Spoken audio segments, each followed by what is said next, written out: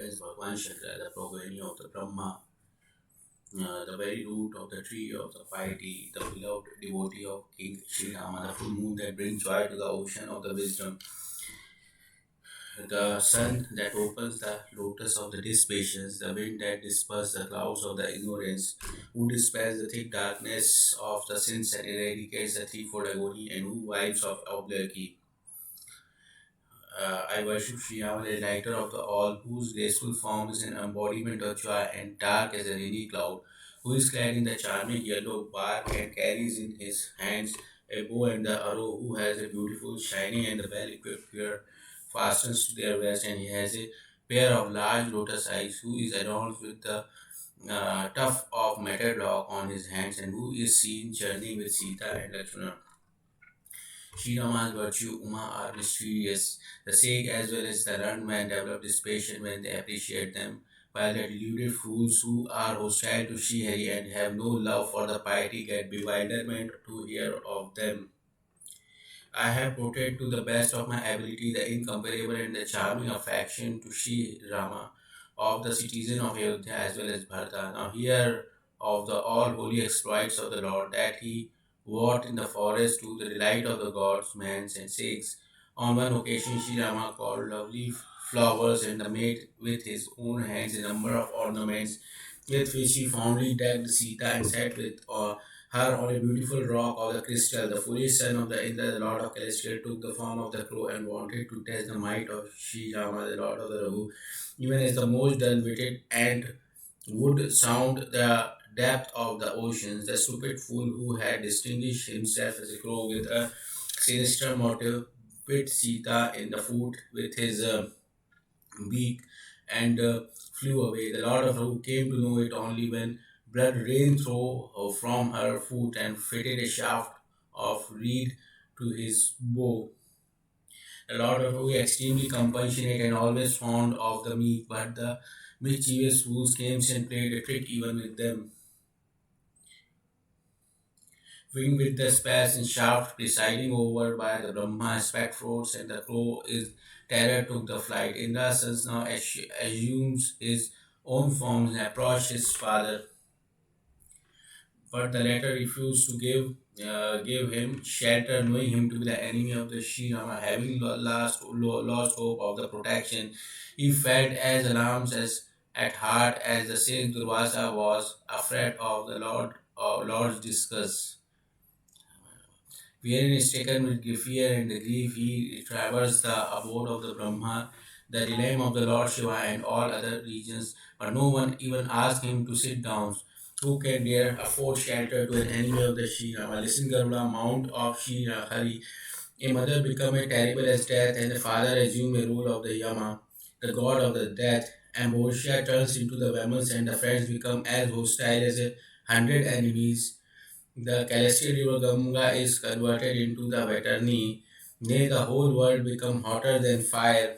To him who in seaman, who inimical to Sri Rama, the sake inimical to Sri Rama, inimical. The sake Narada saw Jayanta, Indra's sons in distress.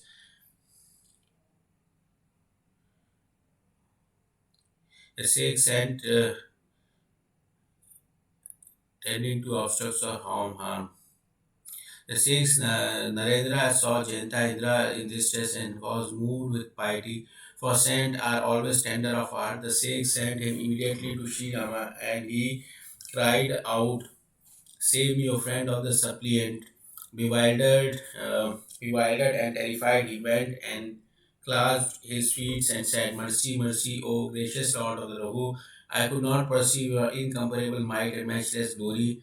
Dull-witted as I am, I have reaped the fruit borne by my own actions and have now sought refuge in you. Protect me, my Lord." When the all-merciful Lord heard his most piteous appeal, he let him go with the loss of one eye, O Parvati. Out of the folly, Jayanta had committed offense against the Lord and therefore deserves death. The latter took compassion on him and let him go. He is there so merciful as the hero of Rahuline.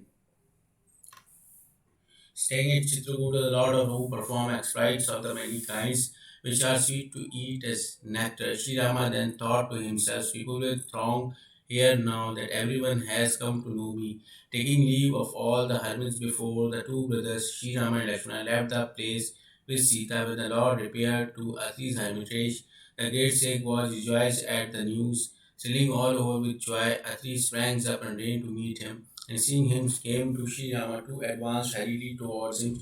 Even as the two brothers protested themselves, the sage lifted them and clasping them to his bosom, bathed them with the tears of the love. His eyes were gladdened by the sight of the Sri Rama's beauty, and then he reverently escorted them to his hermitage. Paying the homage to the Lord, he spoke kind words to him and offered him roots and fruits, which he relished much. At the Lord As the Lord took his seat, Atri, the chief of the sage, supremely wise as he was, feasted his eyes on his loveliness, and joining his palms, proceeded to extol him. I reverence you who are so fond of your devotee, compassionate and gentle of disposition. I adore your lotus feet, which vouchsafe to your selfless lovers a quarter in your own abode. You are possessed of exceedingly beautiful Swati form. You are Mount Mandara, as it were, to chance the ocean of the mundane existence. You have eye like the full-blown lotus that rid your votaries of pride and other vices. Immense is the might of your long arm, and immeasurable your glory. You carry on your person a quiver, a bow, and the Lord of the three worlds, the ornament of the solar rays. You broke the bow of the great Lord Shiva, lighting the greatest stag in the scent. You crushed the host of the demons. You are the object of reverence to the Lord Shiva and adored by Brahma and other divinities, an embodiment of the pure consciousness. You destroy all evil. I bow to Lakshmi's Lord, the fountain of joy and the salvation of saints. I adore you with your spouse Sita and the younger brother Lakshmana, yourself a beloved younger brother. O Indra Sachi's Lord, men who worship the sole of your feet and are free from jealousy, sink not into the ocean of the metamorphosis, turbulent with the billow of wrangling. They who, living in seculations, constantly worship you with their senses and minds, etc., fully subdued for the sake of attaining liberations, are able to realize their own self. I adore him, the mysterious Lord, who is one without a second, desireless, all powerful and omnipresent, the teacher of the world, eternal, transgetting the three gunas, sattva, rasa, and tamsa, the absolute self existence. Adore him who is fond of the devotion, who is most difficult to access to sensually minded strivers, but who is wish shielding tree to his own devotee. Nay, who is impartial and so easy to worship from day to day. I bow to Sita's Lord King Rama of matchless beauty. I reverence you, be gracious to me and grant me devotion to your lotus feet. Man who recites the hymns with reverence undoubtedly attain your abode, acquiring devotion to your feet at the same time. Having prayed thus, the sage bowed his head and joining his palms spoke again, my mind, O Lord, may never abandon your lotus feet. The Sita, who was so good natured and the modest, met Ansuya, Atri's wife, and clasped her feet.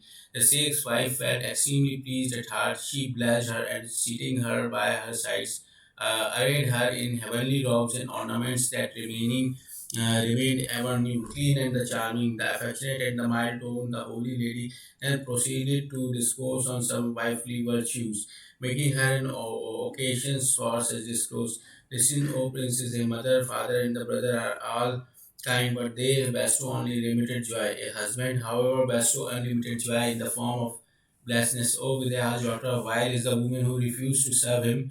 Fortitude, piety, a friend, and a wife. These four are put to the test only in the times of adversity. A woman who treats her husband with disrespect, even though he is old, sick, dull-witted, indigent, blind, deaf, wrathful, or most rash, shall suffer various torment in hell. The abode of the Yama, devotion of body, speech, and mind to her Lord, feet is the only duty. Sacred woe and the penis of the woman. There are four types of the faithful wife in this world to declare the Vedas, the Puranas, and all the saints. A woman of the best type is convinced in her heart of heart that she cannot even dream in this world of men who then other than her Lord. The middling regards another husband as her own brother, father, or son according to his age. She is he who is destined by the consideration of virtue or by the thought of her race is declared by the Vedas as a low woman and know her to be the lowest woman in this world who is restrained only by the fear and want of opportunity. A woman who deceives her husband and loves a paramour is cast for 100 cycle into the worst form of the hell known by the name of the Durvasa, who is so depraved as the woman who, for the sake of the moment pleasure, account not the torment that shall endure for a thousand millions birth. The woman who sincerely takes a vow of fidelity to her husband easily attain the highest estate, while she who is destroyed to her lord is widowed as soon as attain her youth wherever she may be reborn. A woman is impure by her by very birth, but she attained a happy state by nature serving her Lord. It is due to her loyal to her husband that Tulsi is loved by Shri even to this day, and her glory is sung by all the four Vedas. This in Sita, women will maintain their vow of fidelity to their husband by invoking your very name. Sri Rama is being dear to you as your own life. It is for the good of the world that I have spoken to you on the subject.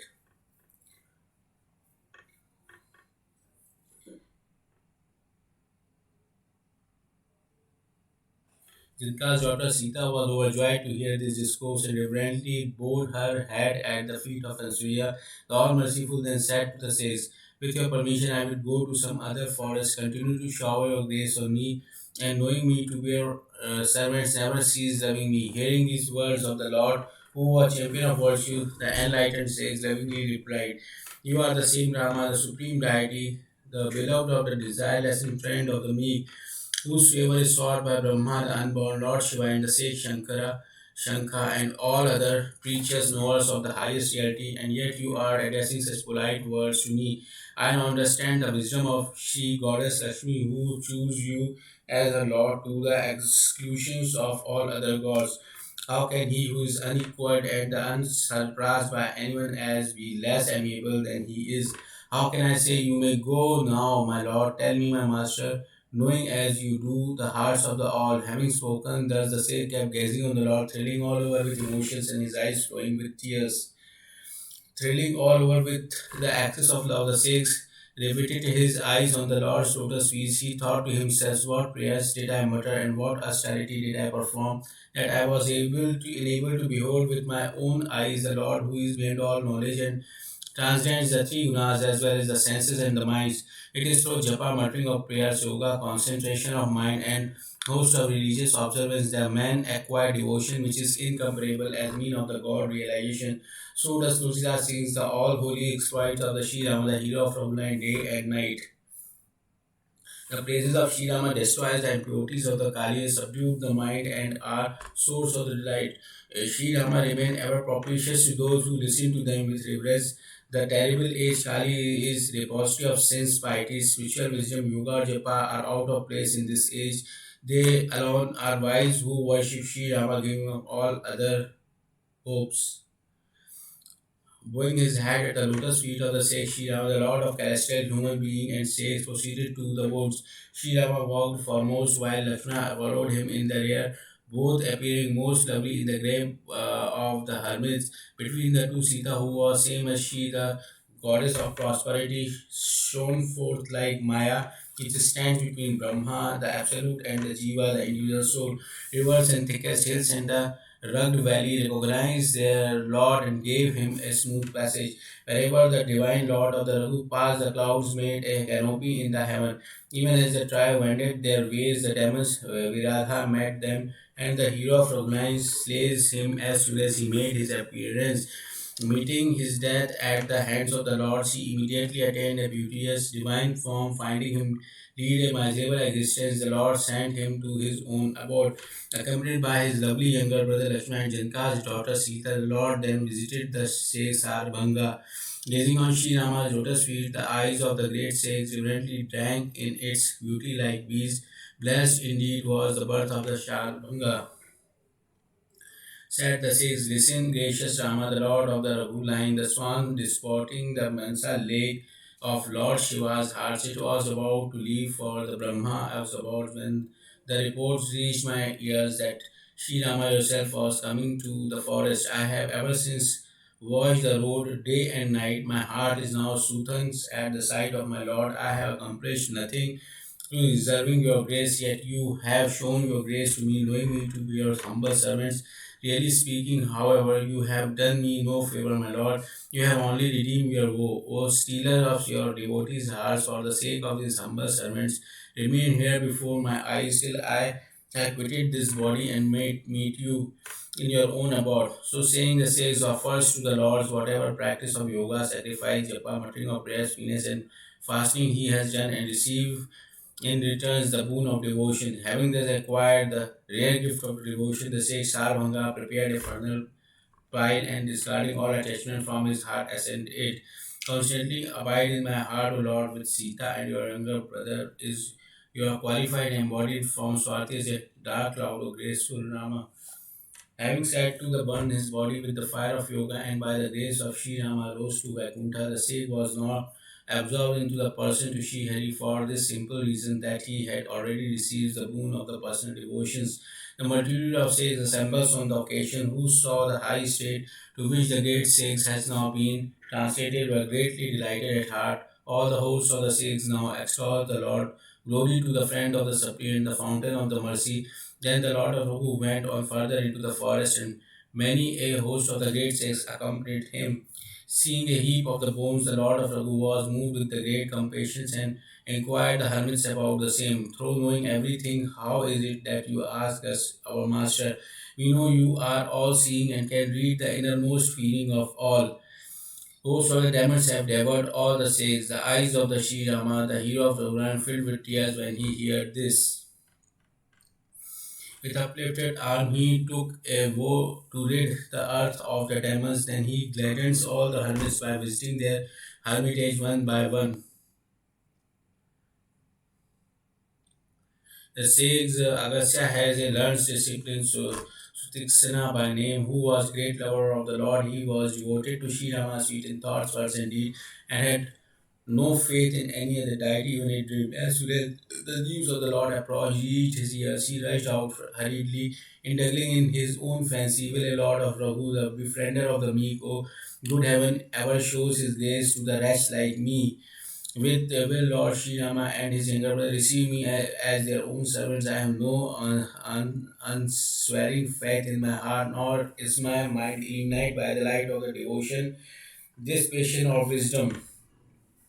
I have no association with the saints and practice neither yoga, concentration of mind, and the japa muttering of prayers, nor the ritual, nor do I claim any steadfast devotion to the Lord's lotus feet. I bank on our characteristic of the all merciful Lord. He holds the devotees dear who depends exclusively on Him. This inspires me with the hopes that my eyes will be rewarded today by the sight of the Lord's lotus face that delivers one from the bondage of the worldly existence. The wise was drowned in the flood of love. His condition, so Parvati, cannot be described in words. He had no idea of the four quarters, much less of the intermediate points of the compass. Nor could he make out of the tag. He did not know who has was on with whither bound. He would now turn back and then resumes his journey in the same direction, and now he would dance and sing song of the praises. The Sikh had been gifted with devotions of the nature of intense loves, and the Lord watched him in hiding behind a tree. When the hero of Raghuline, who despised the fear of transmigration, saw the Sikh's excessive love, he revealed himself in his heart. The Sikh sat motionless in the middle of the path, his body blistered like a jackfruit, with his hair standing on end. The Lord of the Raghu thereupon drew near and was delighted at heart to see the state of his devotee. Sri Rama tried many ways to rouse the sage, but he would not wake. Lost as he was in the ecstasy of the vision, Sri Rama then withdrew his kingly views and manifested his four arms forms in the Sage's heart. The Sage thereupon started up in great agony, growing as restless as a noble serpent that has lost the gem on his head, but seeing before him the blissful Rama in his swarthy form with Sita and his younger brother Lakshmana the Great, and the blessed Sage was overwhelmed with affections and dropped like a log at his feet. Taking him in his long arms, the Lord lifted him and with utmost affection pressed him into his bosom. And embracing the sage, the gracious Lord shone forth like a tamla tree meeting a tree of the gold. The sage gazed on Sri Rama's face, standing motionless like a figure drawn in a picture. Summoning courage in his heart and clasping his feet again and again, the sage then conducted the Lord to his hermitage in Adoria, his homage in many ways. Said the sage, listen, O Lord, to my prayers. How am I a hymn your praises? For immeasurable is your glory and scant is my wit, which is the insignificance as a flash of the fire fly before the sun. I constantly glorify Shri Rama, the chief of the Raghu, with a body dark as a string of the blue lotuses, wearing a crown of the matted locks on his head, and clad in a hermit's robes, and carrying a bow and arrow in his hands, with a queer feastings to their west, the fire which consumes the thick forest of the delusions, the sun that brings delights to the lotus-like sands, the lion who kills the herds of the elephants in the form of the demons, the hawk that kills the birds of the metempsychosis, metempsychosis. May he ever protect us. I extol Sri Rama, whose eyes resembles the red lotuses, who is elegantly dressed, who is a full moon into Sita's chakora-like eyes, who is kindly sporting in the Mansa lake of Lord Shiva's heart, and who has a broad chest and long arms, a Garuda to devour to the serpents of the dove, the queller of the despairs induced by heated controversy, the uprooter of the transmigration, the delighter of the gods, and embodiment of the compassion.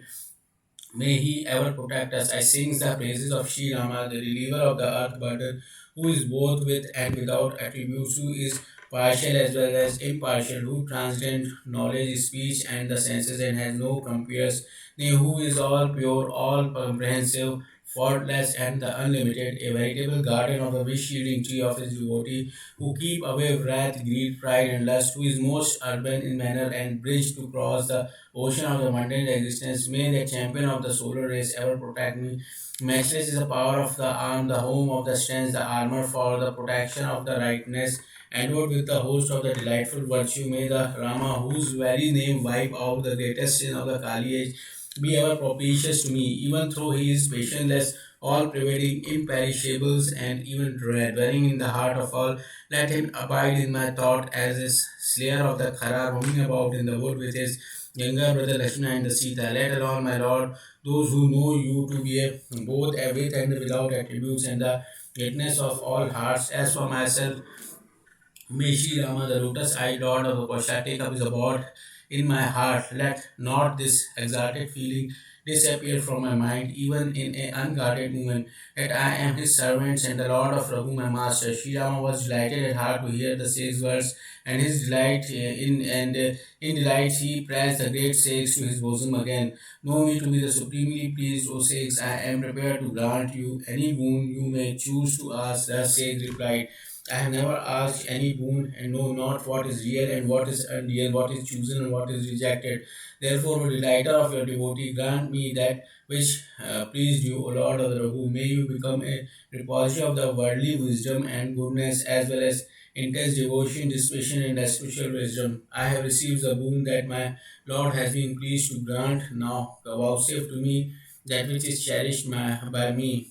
Armed with the bow and arrow, and accompanied by your younger brother and Janka's daughter, O Lord Sri Rama, pray dwell forever like a moon in the filaments of my heart, so free from every sight, free from every desire.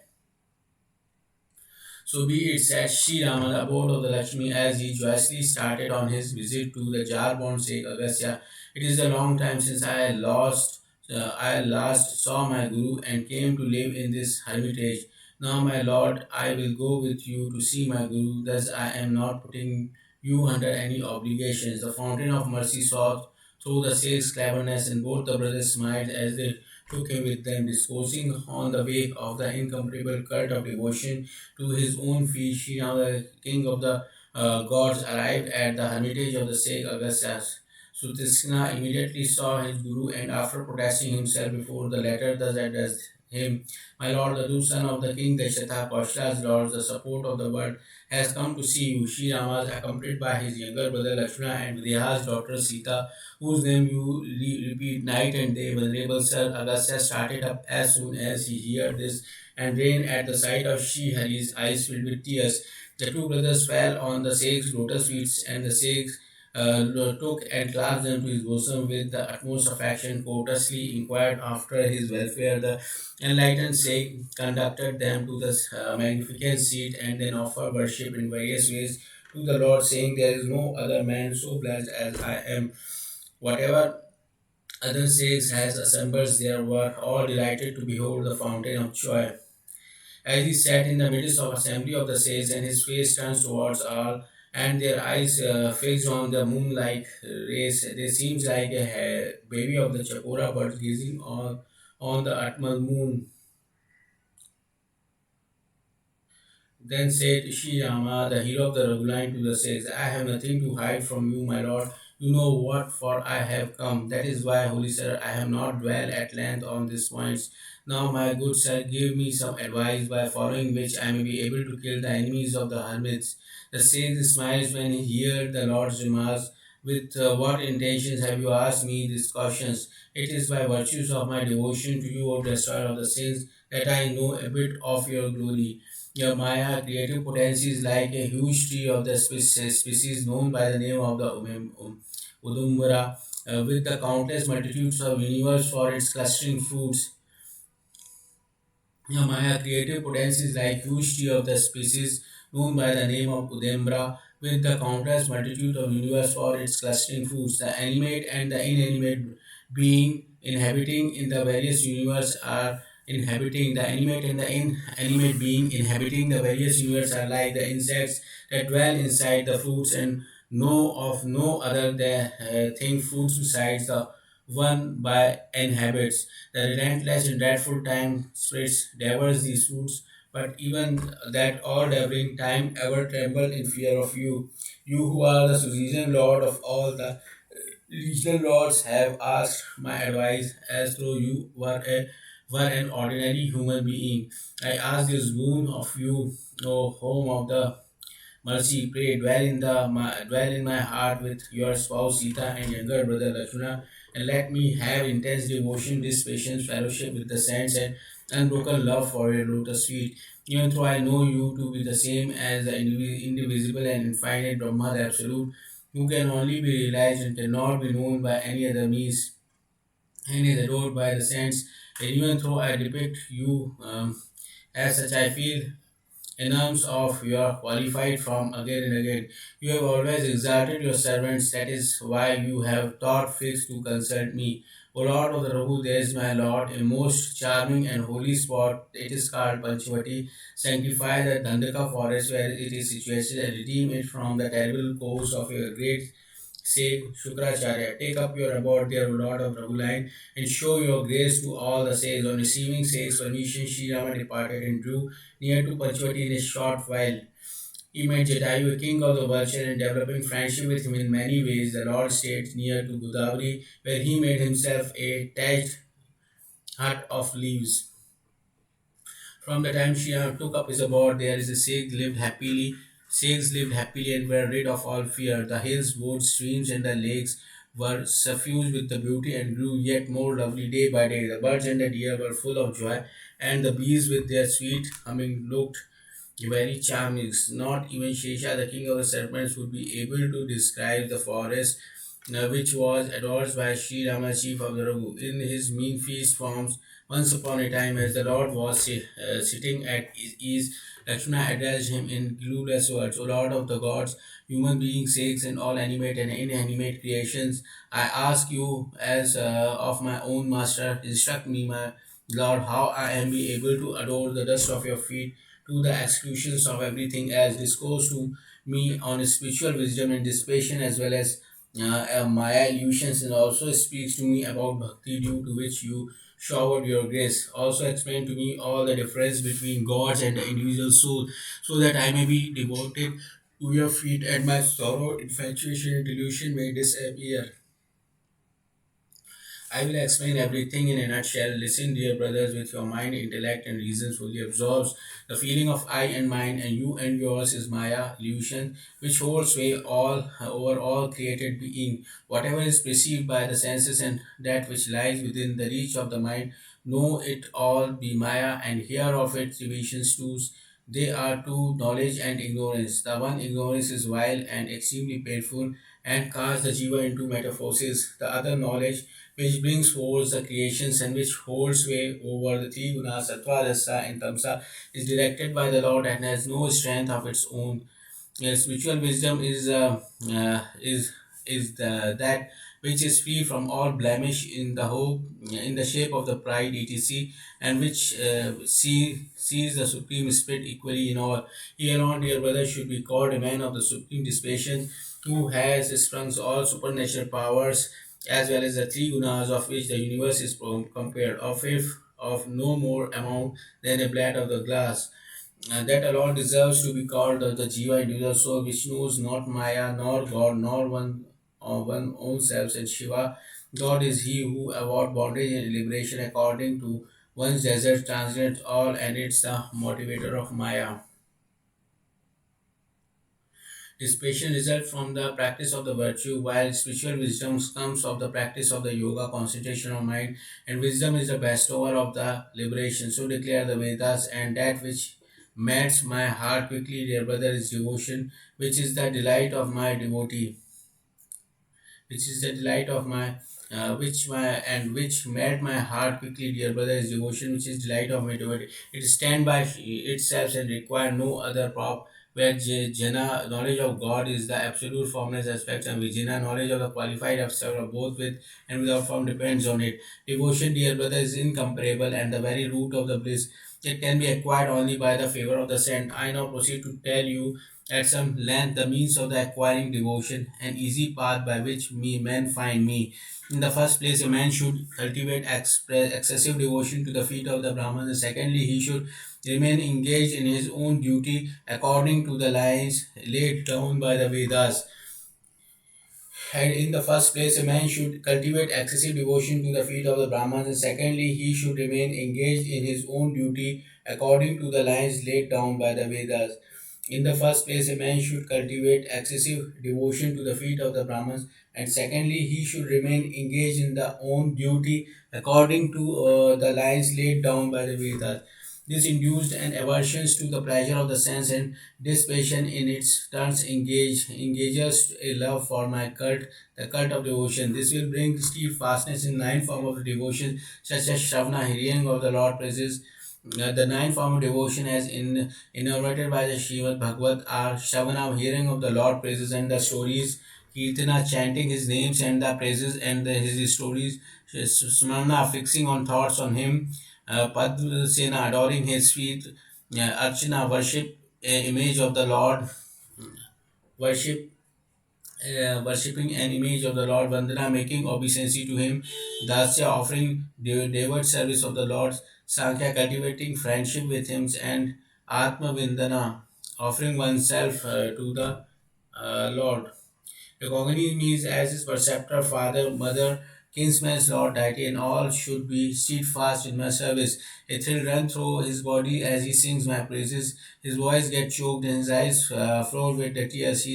Free from lust. He is free from lust and other vices, pride, and the hypocrisy. I am ever at the back and call of such a devotee. May I ever repose in the lotus hearts of those who depend on me in thoughts, words, and deed, and who worship me in a selfless way. Lakshman was greatly delighted to hear the above discourse of the discipline of the bhakti devotion and bowed his head at the feet of the Lord.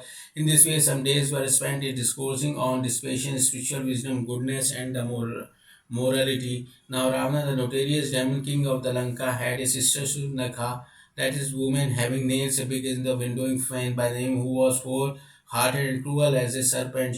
She once went to the Panchvati and was smitten in pain of love at the sight of the two princes, at the very sight of the handsome man, be her own brother, father, or son, O Garuda, a wanton, wanton means what is wanton? Wanton means deliberate and unproved, a cruel or violent action, and violent action, a cruel and violent action. While the women get wanton women get cruel and violent action, cruel sexual strain having many causes. Want excited and cannot rest and her patience, even as the sunstone emits fire when it is brought in front of the sun. Having assumed a charming form, she approached the lords and with many smiles addressed the following words to him. There is no man like you and the woman like me. It is with a great deliberation that God had made these pairs. I have deliberations means deliberation means long and careful consideration. Long and careful consideration. Long and careful consideration is called deliberations. Deliberations where God has made these spheres. I have transgressed the three spheres, but have found no suitable match for me in the whole universe. It is for the seasons that I have till now remained a virgin. My mind has been set at a rest a bit only after seeing you.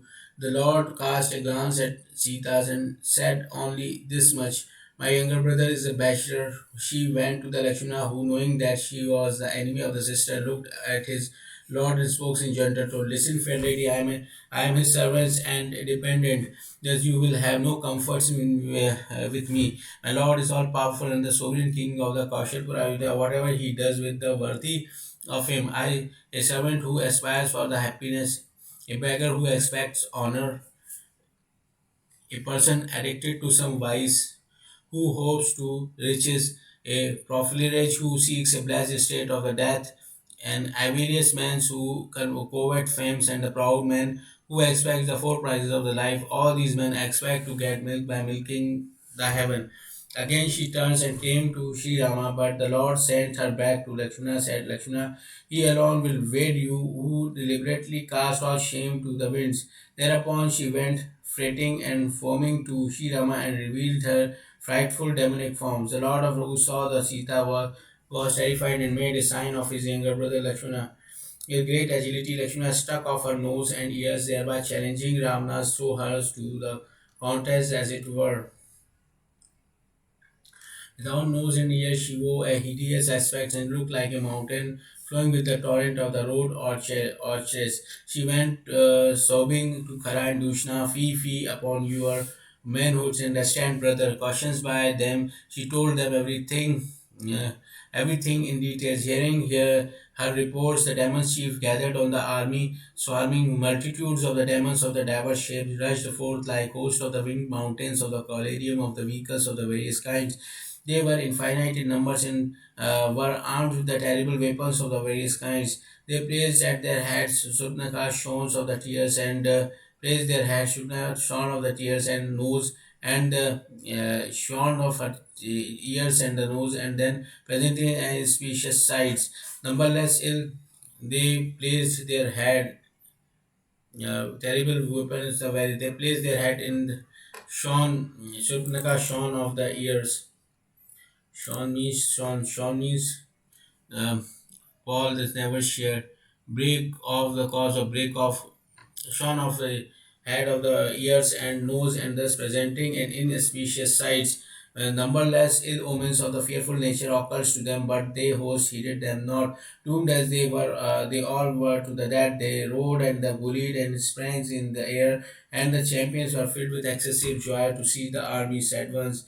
Captured the two brothers alive, and having captured them, killed them and carry off the woman. The world of the heavens was overhung with the dust raised by them. Seeing him, them Sri Rama called his younger brother Lakshmana and said, take Janka's daughter to some mountain caves. A terrible arrow of the demons has come, therefore remain on your guard. Obediently to his lord's commands, we withdrew to safe retreat with Sita, bow and arrow in his hands. When Sri Rama saw that the hostile force has advanced, he smiles and he slings his formidable bow.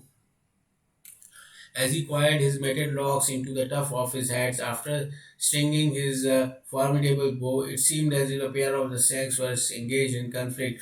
with countless streaks of lighting of the mountain and emerald, having grinded up his squares at his waist and clasping the bow with his long arms and putting his arrows in order. He looked at the enemy even as a lion, the king of the beast, would glare at the heart of the large elephants. Valiant champions came rushing with all speeds, shouting, "Seize him, seize him!" Even as the demon closed round upon raising sun, finding in all alone. Even as they beheld the Lord, the invading warriors could not discharge their arrows. The whole demon's host became powerless. Kara and Dushna summoned their ministers and said, the prince, whoever he may be, is the ornament of the human race. Of all the Nagas, demons, gods, human beings, and the sages that exist in this universe, we have seen vanquished or slain many, but during our whole life, listen to us, our breathen souls, we have never beheld such beauty. Even though he has disfigured our sister, he does not deserve death. Fearless as he is among men, surrender to us at once the woman you have put in the hiding somewhere and returns homes with your life. Both you and your brother deliver this message to mine to him and returns immediately with his reply. The herald went to the ShriRama and delivered the message to him. In reply to which ShriRama smilingly said, "We are Kshatriya by birth and are given to the hunting in the woods. Wretched like you are the game that we are tracking. We are never dismayed at the sight of mighty foe and would give battle to death it's himself if he ever appeared before us. Through human being we are the exterminators of the race of the demons, and through youthful in appearance we are the protectors of the hermits and the torments of the wicked. If you have no stand to fight, you have better return homes. I never kill enemy who has turned his back upon the field of a battle. When you have come up in fight, it would be height of the weakness to play willy pranks or to show compassion to your enemy. The Holland returns forthwith the repeated all that they had been told. The heart of the Khara and Dushna was on fire when they heard it. Their heart was in fire, and they exclaimed, "Capture him!" Hearing with furious demons, champions rushed forth, all armed with bows and the arrows, steel clubs, spikes, spears, scimitars, maces, and the axes. First of all, Lord gave him bow, a twang, thrill, terrific, and fearful, with defendants and distress the demons, and they had no senses left in them at that time. Having learned that they were comforting a powerful army, the demon warriors now rushed with cautious and began to hurl missiles and weapons of the various kinds on Sri Rama. The hero of Raghuline, however, tore them into the pieces as small as sesame seeds, and then drawing the bow strings to his ears, let fly his own arrow. Then the terrible arrow spat forth his like so many serpents. Sri Rama got infuriated in battle, and the arrow exceedingly sharp flew from his bows. The demon warriors danced and fled when they found the arrow so very keen. The three brothers Karadush and Trisha now fled into the lake. Whoever flee from the battlefield will be killed by us with our own hands. At this, warriors turned back, fully resolved to the dice, and made a frontal attack with weapons of every description. Perceiving that the enemy was exceedingly furious, the Lord fitted arrow to his bows and discharged many a shaft of the Nacha type, with the result of frightful field begin to be moved down. Trunks, hands, arms, heads, and the feet begin to drop to the grounds there and everywhere. Pierced by shafts, they yield and their trunks fell like a mountain. The bodies of the warriors were torn into the 100 pieces, and resorting to the deceptive methods, they stood up again. A number of arms and the heads flew through the airs, and the headless trunks ran to and fro. Birds like kites and crows and cicadas wrangled in a cruel and awful way. Cicadas wrangled ghost spirits in the and fiend filled the ball of the skull with blood. Devils clashed the heads of the slain warriors like Kambas and Yoginis dance. Sri Rama's fierce arrows tore to the pieces. The leaders' breast, arms, and the heads, their bodies fell on every side, but stood up again to the fight with terrible cries of the seas. Capture, vultures flew away with the end of the entrails in their those were goblins scampered with the others and heads in their hands. One might fancy numberless children of the towns of the terrible field were flying kites, a large number of champions that had been smitten or knocked. down or whose breast has been torn lay mourning. Finding their army in distress, leaders like Trishakara and Dushna turned towards ShriRama. Countless demons hurled furiously against the hero of Raghuline. Arrows, spears, iron clubs, axes, javelins, and the daggers all at once. In the twinkling of the eyes, Lord warded off the enemy's shafts and sent forth his own arrows, planting 10 shafts in the breast of the each champions of the demon host. The leaders fell onto the ground but rose again and joined in the fray. Yet they would not die and played very many tricks. The gods trembled with fear when they saw that the demons numbered 14,000, while the Lord of the Yogya was all alone. Finding the gods and the sage alarms, the Lord, who is the controller of Maya cosmic illusions, wrought a great miracle. The demons saw one another in the form of the Sri Rama, so that the enemy's warriors fought among themselves and perished. They quitted their body crying Rama Rama and thereby attained states of the eternal bliss. Falling back upon this device, the ocean of mercy kills the enemy in an instant. The gods in their executions rained down flowers and cathedrals sounded in the heavens, and hymning their praises one after another, they all left, shining in their cars of the various pattern. When the Lord who had vanquished the foe in battles, the gods, humans, being and the sages were all rid of the fear. Then Lakshmana brought Sita back, and as he fell at his feet, the Lord joyously clasped him to his bosom. Sita fixed her gaze on his swarthy and delicate form with utmost affection, but her eyes knew no satiety. Thus, dwelling at Panchavati, the blessed Lord of the Raghu performed deed that delights gods and sages alike. Perceiving the destruction of Khara and Dushna, Shurnakai approached Ravana and instigated him against Sri Rama. In great fury, she rated him to his rated him in great fury, she rated him in the following words: discarding all thought of your realms and exchequers, you drink and sleep day and night, and discarding all thought of your realms and realms means kingdom and act checkers, you drink and sleep day and night, and take no heed of the enemy, who is not at now at your very door. Sovereignty without political insight, wealth divorced from the virtues, wealth divorced from the virtues, noble deed that have not been offered to Shri Hari gods, and learning which does not begets discrimination is nothing but fruitless labor to the man who has gained such kingdom or wealth. To the doers of the noble acts and the student respectively, I clause is quickly undone by the attachment, a king by evil counsel, wisdom by conceit, modesty by drinking, friendship by want of love, and the man of merit by vanity. Such is the maxim I have heard. An enemy, a malady, fire, since master and serpents are never to be accounted terrified. So saying, and with profuse lament, she sat to the weeping. In her distress, she threw herself down to the Ravana's courts and with many tears said, do you think, my ten-headed brother, that I should be reduced to these estates even though you are alive? On hearing this, the countries rose in the great bewilderment. Courtiers rose in great bewilderment. Taking her by the arms, they lifted her up and comforted her. Said the king of the Lanka, tell me what has happened to you. Who has struck off your nose and the ears? Two sons of the Dashara, Lord of Ayodhya, who are lying among the men, are out for hunting in the woods. The estimate that I have formed of their doing is that they will rid the earth of the demons, relying on the might of their arms. O ten-headed Ravana, the hermits roams about in the woods without fear, though quite young to look. They are terrible as that. The staunchest of the archers and accomplished in many ways, both brothers are unequaled in might and the glory devoted to the extermination of the Whigs. They are source of delight to the gods and the sages. The elder of the two, who is the abode of the beauty, is known by the name of the Rama. He has with him younger belly. He has with his younger young Bill, young is a young Bill. Young Bill, Bill means young Bill,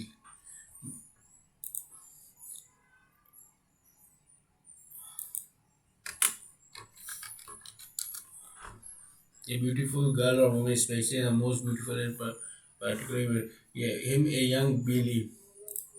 A creator made the woman the very embodiment of the loveliness. 100 million Ratis, consort of the god of love, are sacrifice before her. It was his younger brother Lakshmana who chopped off my ears and nose and made a mock of me. When he heard that I was your sister, when Khara and Dushna heard of it, they went to the avenge of the wrong done to me. The Varana slew the whole army in thrice. Then the ten-headed demon Ravana burns all over with rage when he heard of the destruction of Khara, Dushna and Trisha. Having consolidated Subnaka, he boasted on of his strength in many ways, but the retired to the place full of great anxiety and could not sleep the whole night. Among gods, human beings, demons, nagas, and birds, he thought there is none who can withstand my servants. As for Khara and Dushna, they were as powerful as myself. Who else could be killed them had it not been the Lord Himself? If therefore the Lord Himself, the Writer of God and the reliever of the earth burden, has appeared on the earth, I will go and resolutely fight with him and across the ocean of the mundane existence by falling of his arrows. Adoration is out of caution in this damned body, which is made of the principle of the ignorance. Therefore, such is my firm resolves in thoughts, words, and deed. And if they happen to be some moral princes, I shall conquer them both in the battle and carry off the bride. Having thus made up his minds, he mounted his carrots and drove off alone to the spots where Marika was living by the seashore. Now, here Uma, the detectable account of the device that Srinama employed. When Lakshmana had gone to the woods to gather roots, fruits, and the bulbs, Srinama, the very incarnation of the compassion and joy, spoke with the smiles to the Janka's daughter. Listen, my darling, who have been staunch in my holy vow of the fidelity to me and are so virtuous in conduct. I am going to act the lovely human part, abide in fire until I have completed destruction of the demon. No sooner had Sri Rama told her everything in detail than she impressed the image of the Lord's feet on her heart and entered into the fire, taking with him only the shadow of her heartthrob, precisely of the same appearance and as the same amiable and gentle disposition. Ashwat too did not know the secrets of what the Lord had done behind the curtain. The ten-headed Ravana approached Marika and bowed his head to him, selfish and vile as he was. The meekness of the mean creature is the source of the great trouble, like the bending of the god, bow, snakes, or cat. The sugar-coated speech of the villain is alarming. Bhavani, Parvati are as the flowers that blossoms out of the seasons. After doing his homage, Marika respectfully inquired to him his errand. Wherever my son, are you so much disturbed in mind that you have come all the way alone? The rash Ravana proudly repeated the whole story to him and added, assumes the false appearance of the village deer so that I may be able to abduct the princess. Marika, however, remonstrated, listen, Ravana, so disguised as a man, he is the lord of the whole animate and the inanimate creations. There can be no quarrel with him. Dear son, we die when he would have a die and live only by his sufferance. Live only by his sufferance. Those very princes has gone to guard the sacrifice of the sake Vishwamitra. When Sri Ramadara Raghu smote me with the pointless arrow, they threw me at the distance of the 800 miles in an instant. It will not be good to antagonizing them. I find myself reduced to the position of an insect caught in the nest of the Brahma, a wasp-like winged creature. In as much as behold the two brothers, whatever wherever I took, even if they are human beings, dear sons, they are remarkable heroes. Nathless in opposition to them will not avail. But can he possibly, a man who recklessly killed Tatka, Subahu, broke Shiva, Bo, and slew Karadushna and Trisha? Therefore, considering the welfare of your race, you had better return home. When he heard this, he flared up and showed many abuses of Marika. You fool, you presume to teach me as if you were my preceptor. Tell me which warrior in this world is matched for me. Then Marika thought to himself, it does not do one good to make enemies of the following nine. One is skilled in the use of the weapon, he who knows other secrets, a powerful master, a daunt, a wealthy man, a physician, and a pangerist, a poet, or an expert cook. Either way he saw he must die, hence he sought refuge in the rod of Raghu. It is argue further the That would kill me. Why then should I not killed by the Sri Ramajarus? Pondering thus in his mind, he accompanied Ravana, unremitting in his devotion to Sri Rama. He felt extremely delighted at the thought that he would be able to behold his greatest friend, even though would not reveal his joy to the Ravana Sri Rama. I will be rewarded. Then I behold my most beloved Lord to my great exclusions, and I shall fix my thought on the feet of the All Merciful, accompanied by Sita and his single brother. To think that Sri Hari, the ocean of bliss, whose very wrath confers final attributes and who through subject is none, give himself up entirely to the will of his devotee, will fit an arrow with his own hands to his bow and slay me. As he runs after me on the foot, carrying his bow and the arrow, I shall again and again turn in order to get a sight of my Lord. No one else is so blessed as I am. When the ten-headed Ravana drew near to the forest in which Sri Rama has taken up his abode, Marika assumes the false appearance of a deer, so very wonderful as to defy description, with a body of the gold artistically inlaid with jewels. When Sita saw the exquisitely beautiful creatures, most lovely in every limb, she said, "Listen, my gracious Lord Shiva, hero of the Raghulans, this deer has a most charming skin. Pray, kill these animals, my lord, and get me the hide. True as you are to your words." Thereupon the Lord of Raghu even thought he knew all the circumstances that had led Marika to assume the semblance of the deers, arose with the joy accomplished the object of the god. Casting at a look at the deer, he grinded up his loins and piece of the cloth, and taking the bow of his hands, fitted in a shining arrow to the same. The Lord cautions Lakshmana, a host of the Shriram, and a host of the demon's brothers roam about in the woods. The Lord gave caution, a host of the demon's brothers roam about in the woods. Take care of the Sita with due regards to your strength and circumstances, and making use of your intellect and discretions.